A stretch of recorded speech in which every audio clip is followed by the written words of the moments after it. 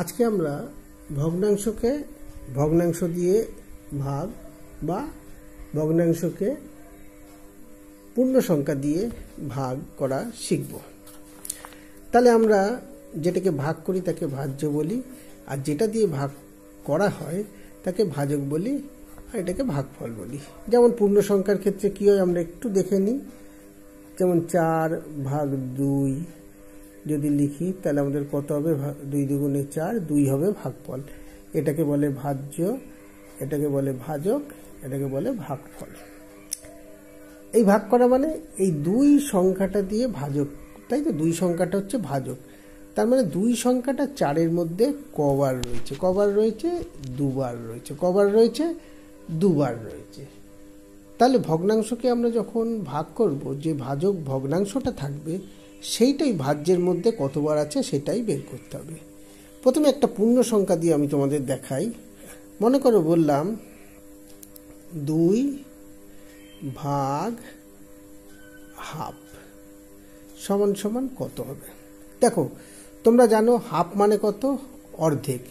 অর্থাৎ একটা বিস্কুট যদি বলি এই হলো, হাফ করলে এই একটা হাফ হলো, এই একটা হাফ হলো। তার মানে এই একটা বিস্কুট, তাহলে হাফ করলে কটা টুকরো হলো? একটা, দুটো। তার মানে একটার মধ্যে দুটো হাফ রয়েছে, একটার মধ্যে দুটো হাফ। তাহলে আর একটা যদি বিস্কুট থাকে তার মধ্যেও এরকম হাফ হাফ করে দুটো থাকবে। তাহলে দেখো এখানে আমরা যদি অঙ্কটা ছোট অঙ্ক না করে আমরা এঁকে বা এইভাবে আমরা দেখাতে পারি, তাহলে কটা হাফ হলো? একটা, দুটো, তিনটে, চারটে। তার মানে এখানে উত্তরটা হবে 4। কিন্তু এইভাবে তো করলে আমাদের অঙ্ক হবে না। যখন বড় অঙ্ক হবে আমরা কি এইভাবে কেটে দেখাতে পারবো? পারবো না। তাহলে দেখো এটা কিভাবে হলো। তাহলে আমরা তো ভাগ তো এইভাবে শিখিনি, তাহলে কিভাবে হলো দেখো।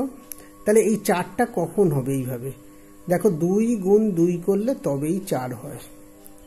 তাহলে নিশ্চয়ই এইভাবে হবে। 2 ভাগ হাফ সমান সমান 2 গুণ 1/2। 2 গুণ, তাহলে এই যে 1/2 এটাকে আমরা কি বলি? লব, এটাকে বলি হর। তাহলে এইটা যদি উল্টে যায় তার মানে কত হবে? 2/1। লব হর উল্টে যাবে, অর্থাৎ এর অনন্যক হলো দিয়ে গুণ করলে যে উত্তরটা হবে সেটাই হবে এর ভাগফল।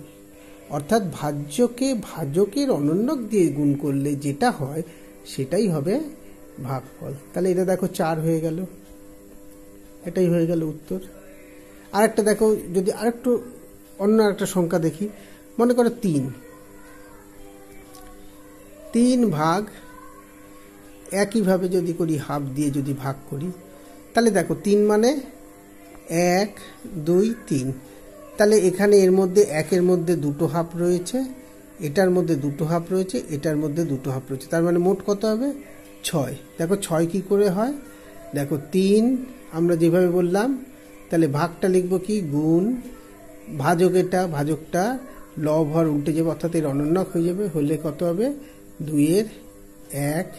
তাহলে এটা হয়ে গেল 6। দেখেছো 6 হয়েছিল, তাহলে উত্তর হলো 6।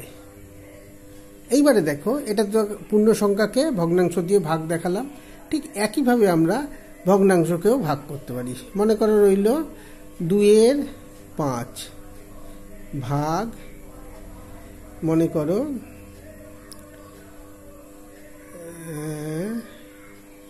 5 না 2। তারপর 2 সংখ্যাটি এর মধ্যে কতবার আছে বা এর ভাগটা কি হবে? তাহলে এই ক্ষেত্রে কি হবে? এই ক্ষেত্রে একটা পূর্ণ সংখ্যা দিয়ে ভাগ করছি, তাহলে মনে করবে পূর্ণ সংখ্যা মানে তার নিচে কত রয়েছে? 1 রয়েছে। তাহলে 2/5 ভাগটা গুণ হয়ে যাবে, 2/1 অনন্যক হয়ে উল্টে যাবে। তার মানে এটা কত হয়ে যাবে? 1/2।